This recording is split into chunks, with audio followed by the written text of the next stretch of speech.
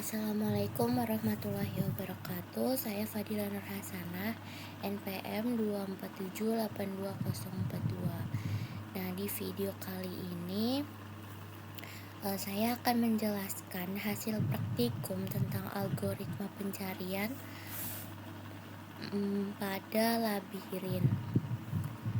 Nah, di sini deskripsi tugasnya itu mahasiswa itu diberikan peta labirin berbasis teks yang ditunjukkan pada gambar satu ini. Nah, pada labirin tersebut itu terdapat beberapa entitas, yakni di sini ada S itu start atau titik awal, lalu G itu goal atau tujuan akhirnya, lalu tagar ini itu wall atau temboknya, dan space ini itu jalannya. Nah, di lab 2 ini mahasiswanya itu diminta untuk mengimplementasikan agen yang dapat menemukan jalur dari start ke goal menggunakan 3 algoritma berbeda, lalu melakukan analisis dan perbandingannya dalam mencari jalan tersebut. Nah, di tugas video ini kita itu disuruh menunjukkan hasil eksekusi dari ketiga algoritma, lalu menunjukkan perbandingan dari ketiga algoritma, yang keempat kesimpulan. Jadi yang pertama itu kita di sini saya akan menjelaskan dan menunjukkan hasil eksekusi dari ketiga algoritma.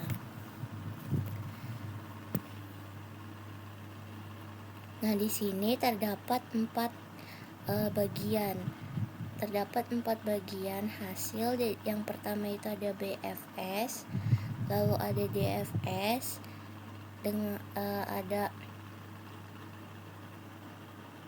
lalu ada Manhattan dengan bad heuristic,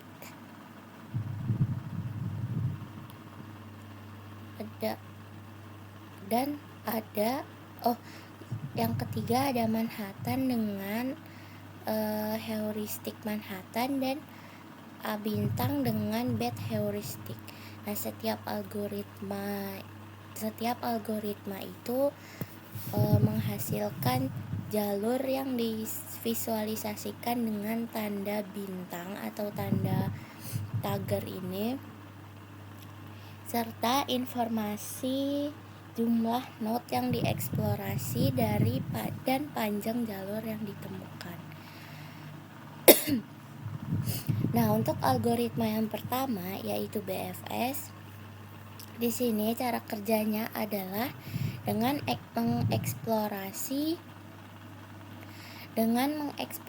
semua kemungkinan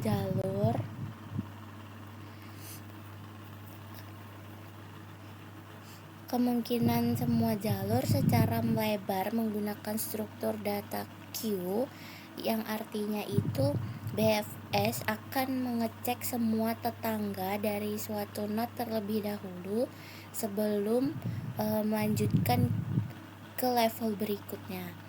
Nah, dari hasil yang didapatkan, BFS itu mengeksplorasi sebanyak 66 node dan menghasilkan panjang jalur sebanyak 30 langkah. Nah, hal ini menunjukkan bahwa BFS berhasil menemukan jalur terpendek karena sifat dari BFS itu adalah optimal dalam hal panjang jalur.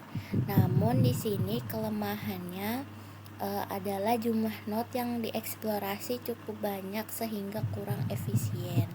Jadi kalau misalkan node-nya itu banyak, kalau pakai BFS itu kurang efisien.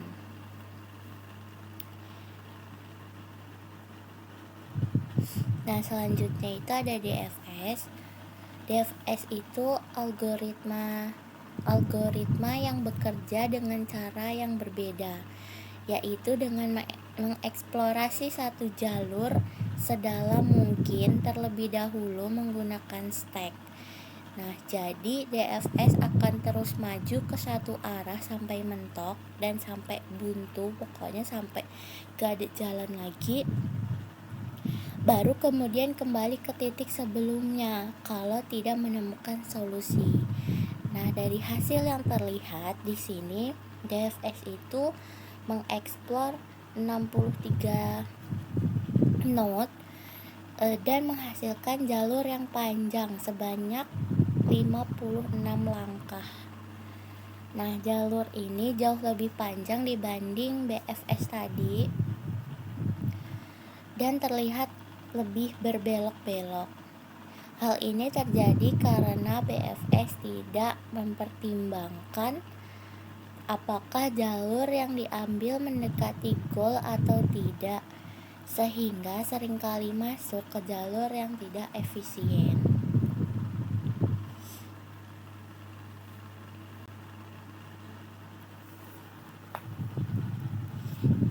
Lalu selanjutnya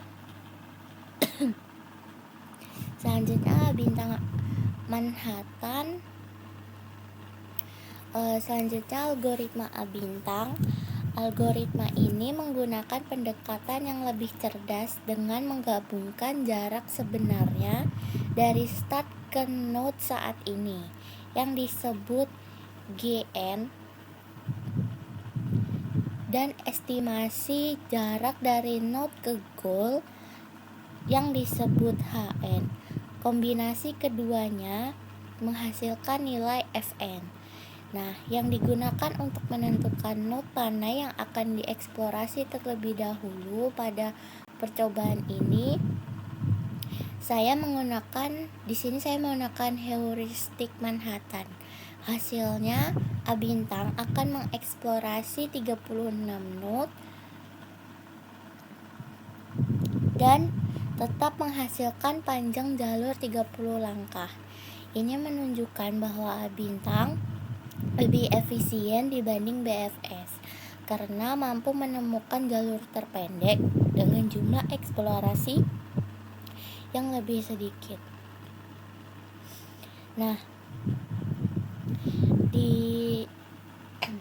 di terakhir, algoritma terakhir itu saya menggunakan bad heuristik pada A bintang, yaitu heuristik yang nilainya dilebih-lebihkan atau overestimate. Hasil yang didapatkan menunjukkan bahwa jumlah node yang dieksplorasi menjadi lebih sedikit, yaitu 30 node. Dan panjang jalur tetap 30 langkah. Namun meskipun terlihat lebih efisien, heuristik ini sebenarnya tidak menjamin bahwa jalur yang ditemukan selalu yang terpendek.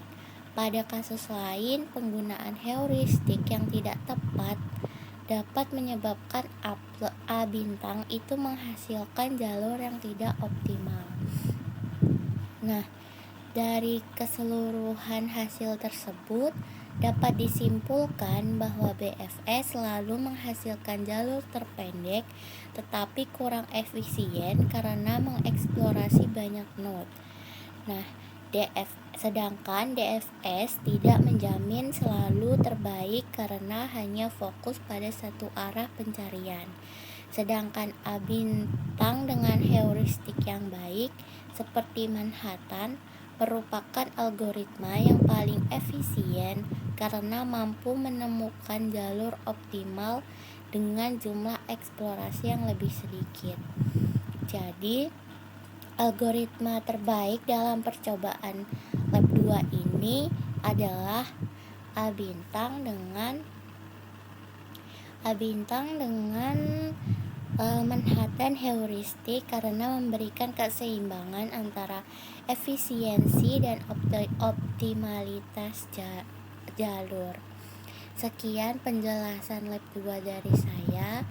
Jika ada kekurangan saya mohon maaf. Saya akhiri. Wassalamualaikum warahmatullahi wabarakatuh.